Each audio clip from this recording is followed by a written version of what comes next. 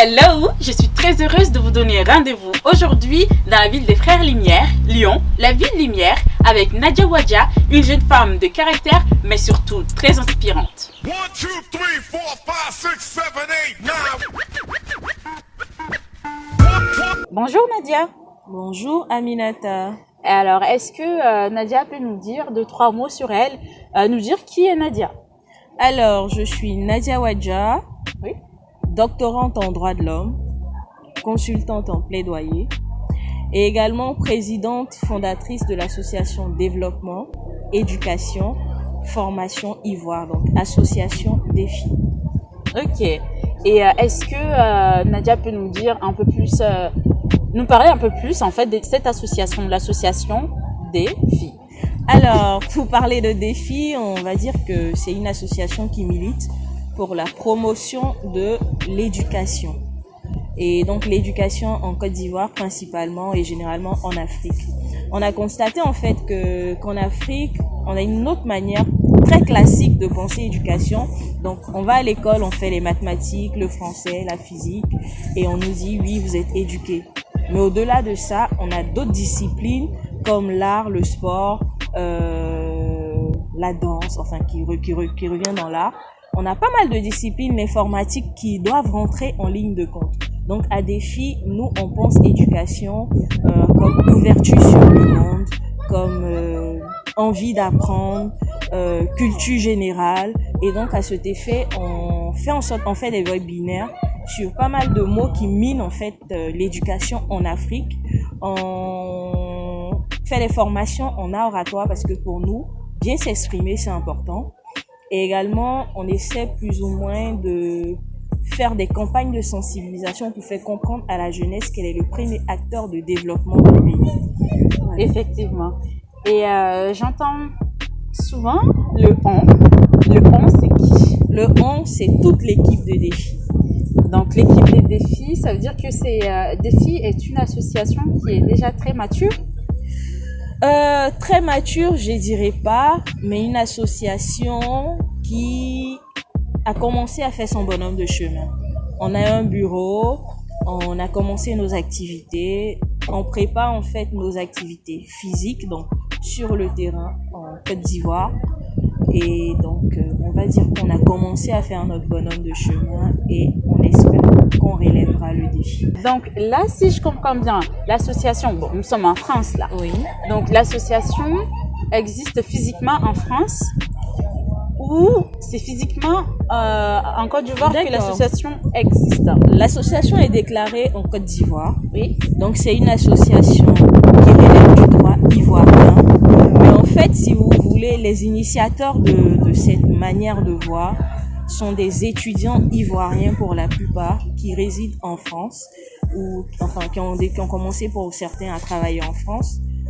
Donc nous sommes ici pour l'instant, nous montons les activités pour les phases physiques et très bientôt après la crise sanitaire, on ira sur place pour faire ce qu'il y a à faire en fait pour que l'association soit mieux connue et pour que l'éducation soit mieux vue.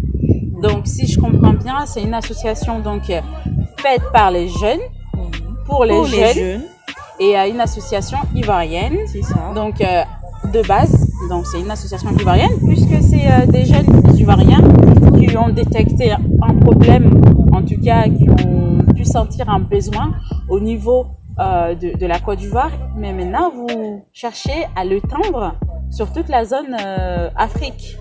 C'est bien ça. En fait, ouais, je comprends. C'est pas qu'on essaie de l'étendre, mais c'est juste que on est conscient que les problèmes qui minent l'éducation ivoirienne sont les mêmes qui minent l'éducation malienne, l'éducation guinéenne, camerounaise, à des degrés près.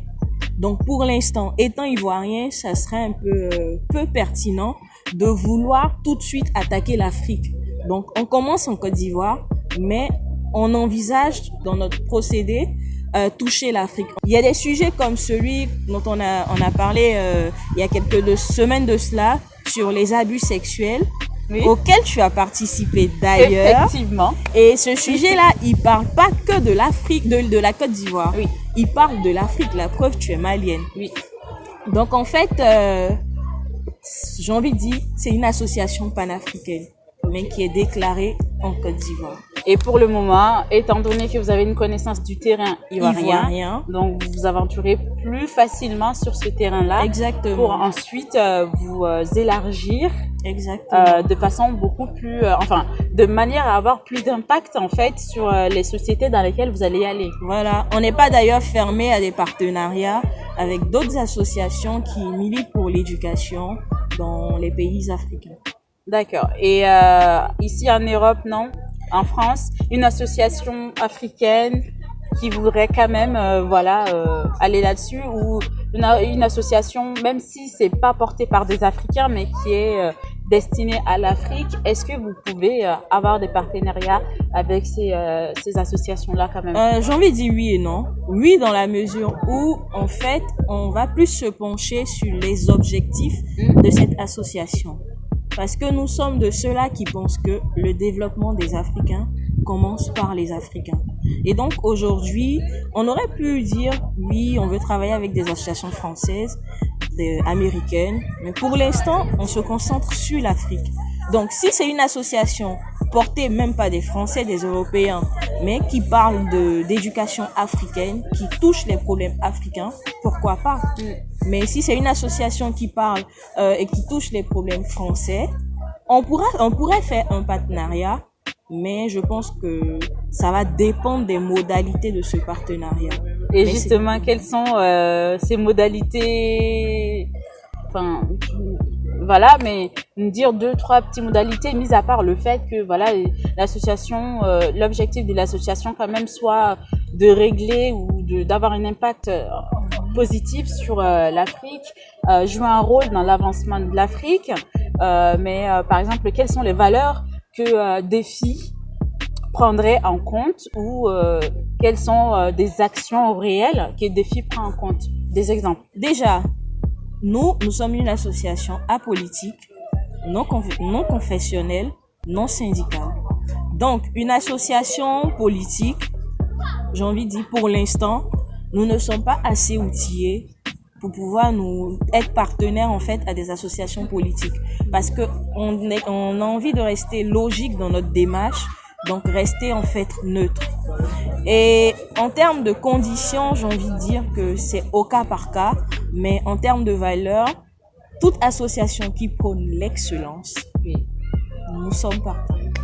Vous l'avez entendu, l'excellence. C'est un projet qui est très, je dirais pas ambitieux, parce que de toute façon il faut de l'ambition dans tout ce qu'on fait, mais c'est un projet qui est quand même de grande envergure. Comment est-ce que l'idée est arrivée à Nadia, et comment est-ce que Nadia fait pour gérer tout ça? Je sais qu'il y a déjà des personnes aussi qui sont derrière, mais ils sont au nombre de combien? Qui fait quoi? Comment c'est géré? Comment c'est organisé? D'accord.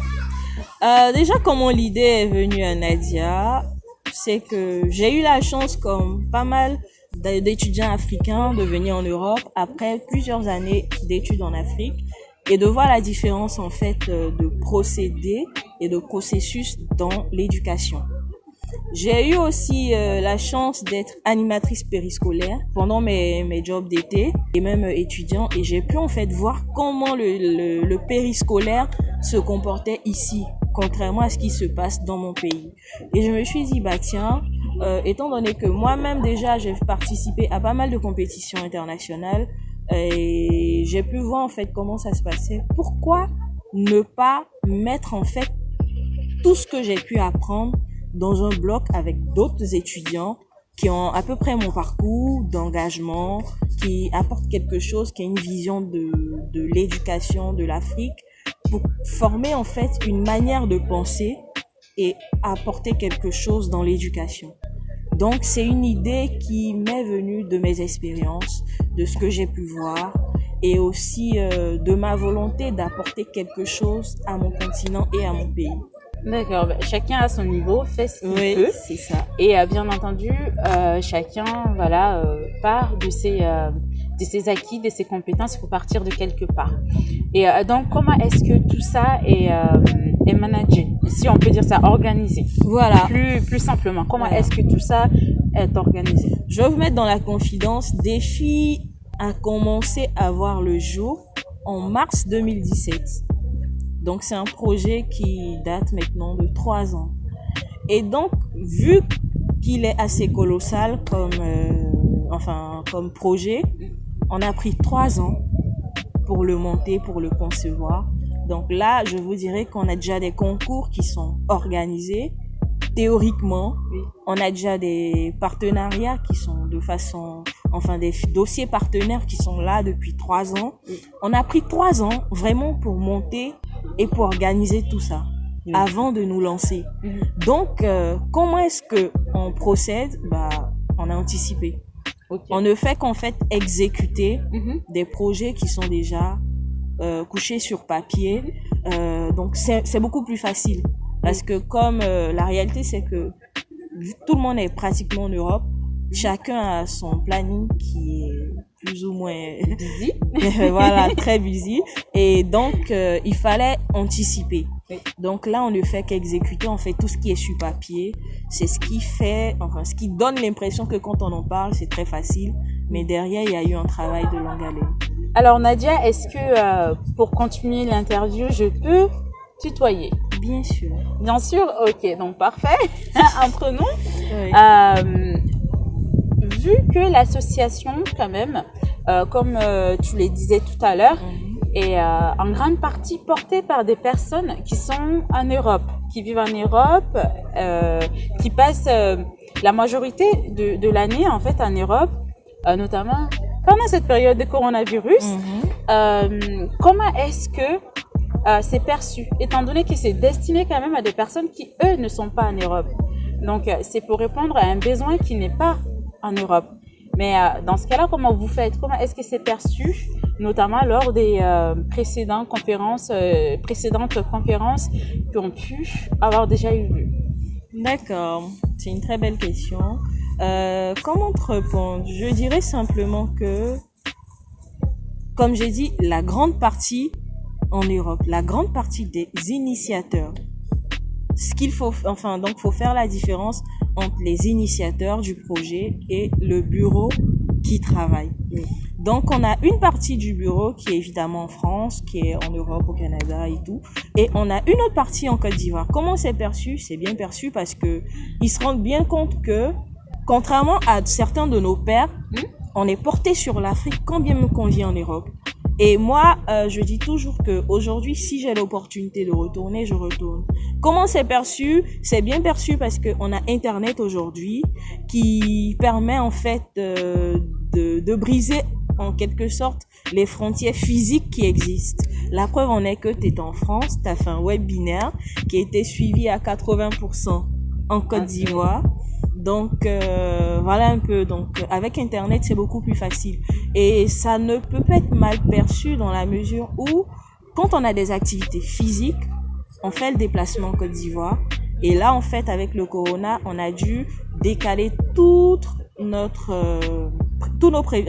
prévisions, Et donc, on reprendra bientôt, mais on ira sur place. C'est des moyens, mais j'ai envie de dire que le combat, il en vaut la peine. Donc, on fait le sacrifice de se déplacer pour en fait faire ce qu'il y a à faire sur place.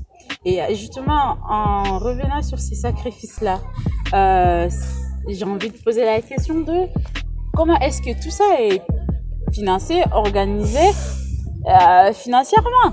Parce que on va pas se mentir, aller en Côte d'Ivoire, je pense que c'est pratiquement comme partir au Mali. Ouais. Et c'est toute l'aller-retour, qui se déplace. voilà, et l'aller-retour pour une seule personne, ça monte très vite. Donc, comment est-ce que deux filles arrivent justement à survivre pour le moment? Quelles sont les actions réelles, peut-être, qui ont pu faire en sorte que des filles soient pérennes pour le moment, en fait, depuis 2017? Alors, j'ai pas envie de dire depuis 2017 parce qu'en 2017, on montait le projet, mais on n'avait pas encore lancé les activités. Donc, ce qui se passait, c'est que quand on avait les déclarations à faire pour l'association et toute procédure administrative, on les faisait à partir des membres fondateurs qui sont sur place. Et en fait, ce qui se passe aujourd'hui, c'est que on vit sur fonds propres et on a mis en place un système qui est le suivant. On se dit, en tant que membre fondateur, en tant que membre du bureau, nous, on va faire notre adhésion de 5 ans.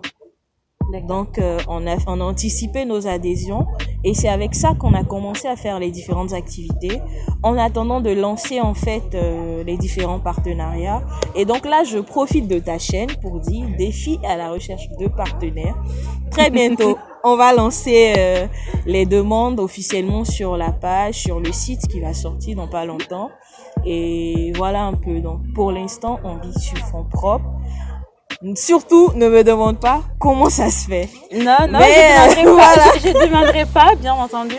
Non, mais plutôt, je dirais, comment faire pour vous contacter? Comment faire pour entrer en contact avec des filles? Ne pas forcément attendre que ce soit des filles qui aillent voir forcément tout le monde. Mais comment des filles fait pour que les gens viennent aussi à elles? Alors là, pour l'instant, on a à lui, à elle, à lui, association, elle, défi, et des filles, lui. Donc en fait, comment on fait? Là, on a la page Facebook. Comme je t'ai dit, on n'a pas voulu en fait trop se disperser, donc on a uniquement la page Facebook qui est en bas, qui est juste en bas. Et on a l'adresse mail que je vais donner, donc def.ivoire@gmail.com. Et donc très bientôt on aura le site web opérationnel et sur le site il y aura la fameuse rubrique nous soutenir avec toutes les informations. Donc voilà. Et il y a des personnes qui peuvent encore adhérer à l'association. Oui, même si c'est pas un partenariat. Tout le monde peut adhérer. Pour l'instant, ce qu'on essaie de faire, c'est de permettre aux écoles en premier d'adhérer. Parce qu'on veut permettre aux écoles d'avoir en fait des sortes de formules ou de packs en fait de formation. Donc là, on va déjà commencer avec les écoles. En Afrique. En Afrique, on va commencer avec les écoles. On va dire principalement Côte d'Ivoire. Qui vont permettre en fait des packs qui vont permettre à ces écoles d'avoir des formations, de participer à nos compétitions, de bénéficier de notre expertise en termes d'éducation. Les parents peuvent adhérer parce qu'on va monter en fait des sortes de séminaires de formation pour les parents. Comment aider un enfant qui n'arrive pas à assimiler, donc il y aura tout ça. Et des personnes physiques, donc toi, par exemple, notamment, tu pourras adhérer. Et donc, ça sera plusieurs sortes de formules qui vont se mettre en place. Mais pour l'instant, en fait, on attend de les lancer tous en septembre. Et donc, pour l'instant, vous pouvez uniquement suivre les webinaires parce qu'on veut aller étape par étape. Au moyen des webinaires, on se fait connaître. On attend d'atteindre un certain nombre d'abonnés pour pouvoir lancer en fait les adhésions. Et en parlant de webinaires, quels sont les sujets, les thématiques que vous abordez? Qui sont les personnes qui sont présentes? Je vais déjà parler de celles qui sont passées. Oui. On a l'augmentation des frais d'études doctorales en Côte d'Ivoire. Et par exemple, à ce webinaire, on a eu un parent d'étudiants qui a représenté tous les parents. On a eu des ATER d'université donc qui ont représenté le personnel enseignant. On a eu une personne du ministère et des étudiants en droit, doctorants, parce que c'était en fait dans le sujet, fallait des personnes qui s'y connaissent. On a eu les abus sexuels en milieu scolaire et universitaire. À cet effet, on a fait appel à des personnes qui se connaissaient en fait en matière de droits de l'homme. On a eu un médecin, on a eu des féministes. Donc voilà, on a. Je ne me sens pas visée, hein. Donc on a parlé en fait de la place de l'art et du sport. Oui. Dans le système éducatif. Et là, on a eu des sportifs et des personnes qui font l'art, notamment une actrice. Il y avait des personnes de haut niveau, des sportifs de haut niveau. On a eu un athlète professionnel d'escrime, quand même. Voilà, c'est une association qui est vraiment prise par des personnes qui sont passionnées et qui savent où ils vont. D'ailleurs, on a l'athlète, la championne du monde de taekwondo qui a fait spécialement une vidéo pour la campagne des abus sexuels. Je pourrais mettre en barre d'infos aussi Oui, le pas lien. de problème, pas de problème. Donc voilà, on essaie de faire des sujets comme ça. Là, on s'apprête à parler des inondations en Côte d'Ivoire. Vous allez me dire, c'est pas un sujet d'éducation, mais si, parce que à ce moment, on aura des topographes, des urbanistes, des ingénieurs hydrauliciens. Ouais, Voilà. Donc en fait, ça permet aussi aux gens qui regardent de pouvoir découvrir des métiers, de pouvoir découvrir des débouchés. Effectivement. Voilà. Et donc après, on aura le suicide en milieu scolaire. Oui. C'est une réalité. On va parler bientôt de la drogue, de la dépendance. On parlera en fait de pas mal de sujets comme ça. Et je pense que le sujet qui va intéresser tout le monde bientôt, ça sera la place des réseaux sociaux et l'éducation. Ah, mais Voilà. bien sûr. Et ça, c'est un sujet qui n'est pas d'actualité qu'en Afrique. Hein. Ouais, c'est c'est ça. vraiment partout. Bien sûr, ça partira sur des observations par rapport à la société africaine. Mais je ne pense pas que les jeunes, l'utilisation qu'ils en font, en tout cas les répercussions, etc., au niveau santé, au niveau scolaire, que ce soit forcément très différent. Voilà, donc en fait, on aborde des sujets de société, j'ai envie de dire très graves, mais aussi des sujets en fait sur les insuffisances des plaquettes de formation dans le système éducatif africain. Donc on parle de tout à défi, comme j'ai dit, tout ce qui concerne l'éducation.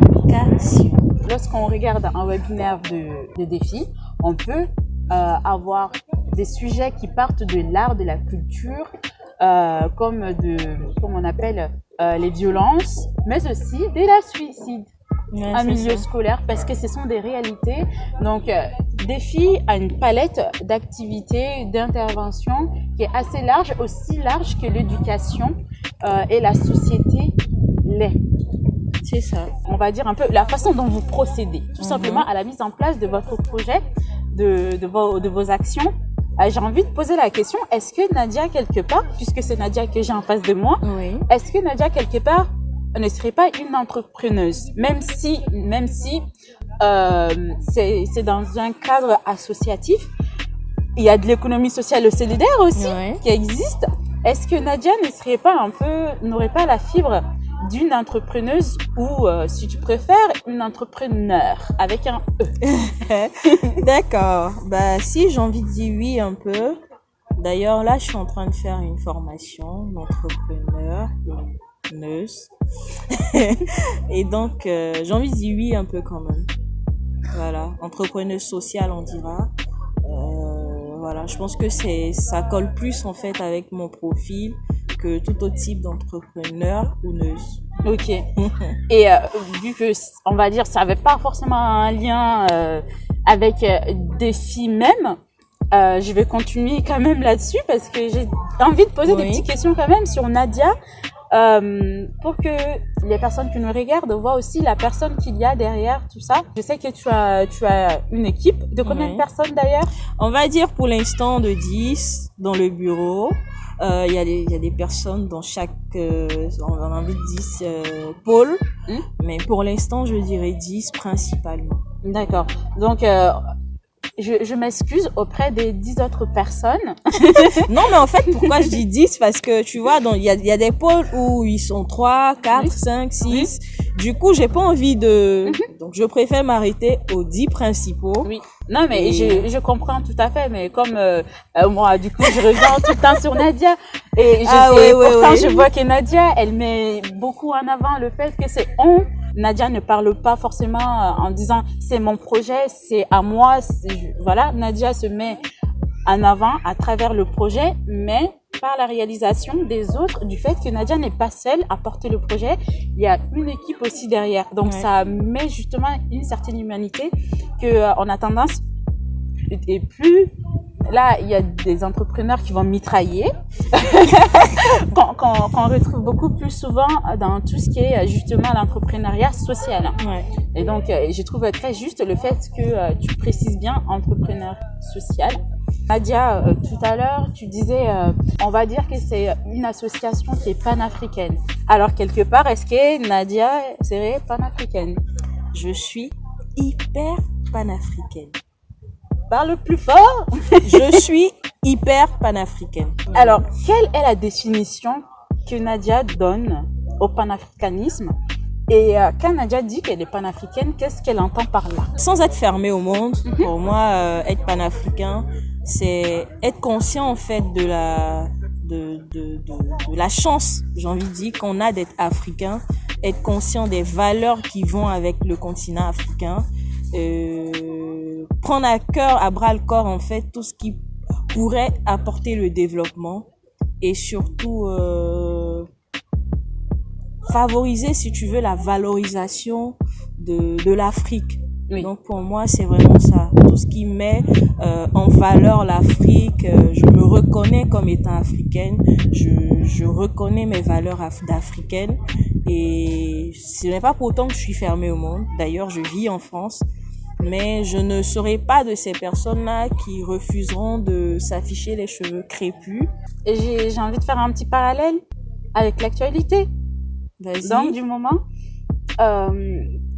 qu'est-ce que Nadia ressent aujourd'hui dans ce climat où on se retrouve avec l'affaire George Floyd, du coup qui a fait ressurgir, enfin qui a donné une certaine puissance au hashtag Black Lives Matter, et en même temps ça a donné une certaine élan aussi à l'affaire Adama Traoré. Ouais. Et l'afroféminisme aussi, et voilà, une certaine, comment on appelle ça, une certaine enchaînement de choses. Nadia, qu'est-ce que tu peux nous dire là-dessus, ton ressenti en tant que Nadia, ton ressenti en tant que personne racisée? Déjà, moi j'ai envie de dire que c'est une réalité qui a toujours existé. Donc le racisme, c'est quelque chose qui date pas d'aujourd'hui. On est né, on l'a trouvé. Certainement que on espère nos enfants n'auront pas à vivre cela. Mais pour l'instant, c'est une réalité qui chaque jour en fait évolue. Et la situation de George Floyd et d'Adama Traoré, je suis désolée de le dire, mais c'est une situation parmi tant d'autres situations liées au racisme. Pour moi, oui, Black Lives Matter, d'accord, il n'y a pas de problème. Mais pour moi, faut pas qu'on tombe en fait dans la victimisation systématique. C'est une cause noble, mais moi, je prends un exemple simple et c'est ce que je disais à mes sœurs dernièrement. Je dis, écoutez, dans la vie courante, quand une personne te rabaisse, quand une personne estime que tu n'as pas le potentiel qu'il faut, il y a un processus naturel qui se déclenche où tu as envie de prouver à cette personne que tu vaux mieux que ce qu'elle pense de toi. Et moi, j'estime que aujourd'hui, les Africains gagneraient à aller dans ce sens. Oui, vous êtes racisés, mais vous êtes racisés pourquoi? Parce que vous n'avez pas encore prouvé au reste du monde que vous pouvez apporter quelque chose. Je crois qu'aujourd'hui, l'Afrique est le continent le plus riche en matière de ressources, mais le plus pauvre. Si déjà on commençait à arrêter de dépendre des autres et à sortir de la victimisation pour passer à l'action, donc que chacun s'engage dans un domaine précis, que chacun pose un acte de développement, je crois qu'on n'aura même pas fait Black Lives Matter. Parce que finalement, on sera dans une posture où on aura notre mot à dire. Quand on regarde l'histoire de la Chine, on se rend bien compte que la Chine n'a pas toujours été le pays, l'un des pays les plus craints du monde, hein. Et c'est à force de travail, à force de persévérance. Et donc, je dirais, oui, revendication, mais faut aller à l'essentiel. Pour moi, faut passer à l'action. C'est le moment de passer à l'action, d'être autonome financière, enfin, j'ai envie de dire d'un point de vue de la monnaie, déjà, d'être autonome, d'arrêter la fuite des cerveaux, de rentrer dans son pays, d'apporter quelque chose, d'accepter de pas faire partie de la corruption. Vite fait, je te donne un exemple. Moi, j'ai postulé pour une bourse dans mon pays. Et il y a quelqu'un qui m'a appelé et m'a dit, écoute, j'ai le circuit, on t'offre la bourse et tu nous donnes 50%. Je lui ai dit, tu gardes ta bourse, je postule comme j'ai envie de, comme tout le monde. Si j'ai la bourse, tant pis, tant mieux. Si je l'ai pas, tant pis. Mais je ne peux pas dire que je suis engagée, que je veux que l'éducation change et derrière, en fait, je fais le contraire de ce que je dis. Donc, c'est vraiment que chacun passe à l'action. Ça peut être, certains me diront oui, c'est stupide, mais pour moi, non, je crois que ça crée un déclic chez la personne même si elle me dira pas, elle comprendra que aujourd'hui, il y a une jeunesse qui est engagée avec une mentalité nouvelle. Oui. Donc pour moi, c'est vraiment ce que je vois. Et donc, je suis pas très fan de ce mouvement parce que je me dis, le temps qu'on perd dans les rues, à casser, à démanteler en fait un certain, j'ai envie de dire plusieurs statuts, pour moi, c'est une perte de temps. On ferait mieux de passer à l'action, de pas en fait en termes de violence, mais en termes d'apport que qu'on change la politique en Afrique, les mentalités, et je crois que ça va changer beaucoup de choses. On arrive à la fin de cette belle interview, de cette belle rencontre. Est-ce que tu aurais des choses à rajouter, un dernier mot pour conclure cette belle rencontre? Alors, ce que j'aurais à faire comme ajout, c'est de dire merci à Aminata. Merci. Parce que je me suis cachée, mais bon, tu as réussi à me retrouver pour l'interview. Merci de me donner l'opportunité de parler de ma petite personne, de parler de ce beau projet qu'est Défi. Et j'espère que j'ai été à la hauteur. Et surtout, je souhaite que ton projet il prenne forme parce que il est aussi beau de mettre en relief en fait des femmes qui apportent une petite pierre à l'édifice. Donc, abonnez-vous à sa page et surtout, merci. N'oubliez pas, allez sur la page de Défi. Oui, donc comme vous l'avez entendu, pour terminer cette interview, on vous dit, en tout cas moi je vous dis, comme d'habitude, n'hésitez pas à liker, partager, commenter. Non pas seulement aujourd'hui la chaîne YouTube Pretty Little Guide to Inspire, mais aussi aller visiter la page Facebook des défis que je mets en barre d'informations. Et je vous dis, comme d'habitude, portez-vous bien et porte-toi bien, Nadia. Toi aussi. Et tu veux le faire avec moi, le period? Comment ça se fait? Comme ça? Voilà, c'est ça. Non, period. Ok. Bye bye. Voilà. Tschüss.